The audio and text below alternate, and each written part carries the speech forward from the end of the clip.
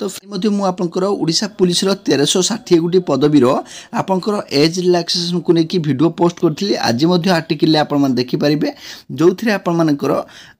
High court तरफ age relaxation मिली सहित आपर सबू विभाग को ओडिशा पुलिस जो राज्य विभाग police DG IG state selection board को आप नोटिस जारी करा कि आपर से यार तलब देवे एवं ता सहित आपण जो मैंने भी आवेदन करते एज रिलैक्सेशन को लेकिन एज रिलैक्सेशन मिली तो यार कौन रही डिटेल्स जाना कौ मैंने पाइबे कौन डिटेल्स आसी तो ये आपड़ देखिपे सिपाही कांस्टेबल पदर नियुक्ति प्रकाशित विज्ञप्ति सर्वाधिक बयस सीमा संक्रांत रही शर्त को चैलेंज करी दायर मामलार हाईकोर्ट जवाब तलब करिसेंती। राज्य गृह विभाग police DG IG state selection board high court को नोटिस जारी करी जवाब दाखल करने को निर्देश देइचंती। एइटी आपण माने मन रखंतु आपन सबु विभाग अर्थात ओडिशा पुलिस रो जो स्टेट सिलेक्शन बोर्ड हो कि गृह विभाग हो पुलिस डीजी हो आईजी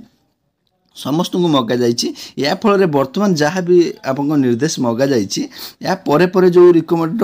ये जहाँ भी फैसला हम से अनुसार नेक्स्ट रिकमेंड जहाँ भी आसो से अनुसार आसो किंतु या पूर्व कौन प्रकार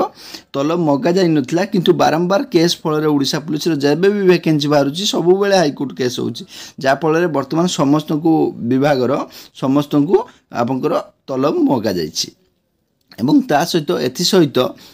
पदवी आवेदनकारी को दरखास्त ग्रहण करने को हाईकोर्ट निर्देश देइचंती। ऑनलाइन ऑफलाइन व्यवस्था आवेदनकारी को दरखास्त दाखल करेंगे आवेदनकारी को नियुक्ति प्रक्रिया अंश करने को सुजोग दिज्व अर्थात आपण मानकर एठारे जो माने भी आवेदन करथिले कि मते एज रिलैक्सेशन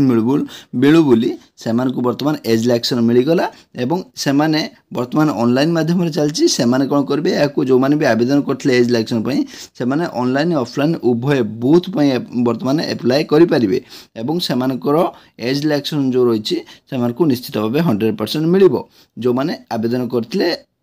आपण मैंने हाईकोर्ट रे कि एज रिलैक्सेशन मिलू बोली एवं ता सहित आपण मानकर आवेदनकारी को नियुक्ति प्रक्रिया अंश करने सुजोग दिज्व किंतु कोर्ट बिना अनुमति आवेदनकारी फल प्रकाश करा जाइबो नाही अर्थात आपण मानकु एठी आपण मानकर अंकुश लगे दैचंती आपनकर रिटिन ले वर्तमान सुधा आपनकर रिटिन टेस्ट हेई नाही किंतु या भितरे आपनकर हाईकोर्ट तरफ सेमानकर रिजल्ट को नेकी आपण मानकर स्मरक्षित रखिंट जो थे आपर कि आपर रेजल्ट जो आसो ता रेजल्ट को आपंकर पब्लिश करेंगे ना बोली तो आउ थे भी मुझे कही रखुच्छी बिना अनुमति आवेदनकारी फल प्रकाश करना बोली हाईकोर्ट अंतरीण निर्देश देते जस्टिस शशिकांत मिश्र को नहीं खंडपीठ चित्तरंजन दास और अन्य 48 जन तरफ दायर आवेदन शुणाणी कर एपरी निर्देश देते नवेम्बर 22 को मामलार परवर्त शुणाणी धार्य अर्थात आपंकर नवेम्बर 22 को नेक्स्ट डेट आपंकर हियरिंग डेट रही किंतु या भीतर जदि आप एग्जाम करुँचे ताहले आपण मानकर आवेदनकारी जो रिजल्ट को आपण माने आको स्थगित रखापी पड़ो यार निर्देश रही हाईकोर्ट तरफ एवं ता सहित मामलार विवरण प्रकाश जे Odisha police USAP IR IR SIR जी कि स्पेशल सिक्यूरिटी बाटालियन 1360 सिपाही कांस्टेबल पदवी पूर्ण स्टेट सिलेक्शन बोर्ड 2024 सेप्टेम्बर 22 विज्ञप्ति प्रकाश पाई 2024 जनवरी 1 प्रार्थी सर्वनिम्न बयस 18 सर्वाधिक 23 वर्ष होइथिबा बोली प्रकाशित विज्ञप्ति स्पष्ट करा जाइतिला। अन्य पक्षरे शेष थर 2018 ओडिशा पुलिस सिपाही कांस्टेबल पदवी पूरण नियुक्ति प्रक्रिया अनुष्ठित होइतिला 6 वर्षर व्यवधान पर नियुक्ति प्रक्रिया अनुष्ठित होइथिबारु प्रार्थी मानक सर्वाधिक बयस सीमा कोहल करा जिबा आवश्यक रहिछि दर्शाई हाईकोर्ट आशायी प्रार्थी माने को तरफ यही आवेदन दायर होइछि। कोरोना महामारी पर सरकार चाकरी सर्वाधिक बयस सीमा संपर्कित 1999 यही नियम सरकार संशोधन करथिले एवं ता सहित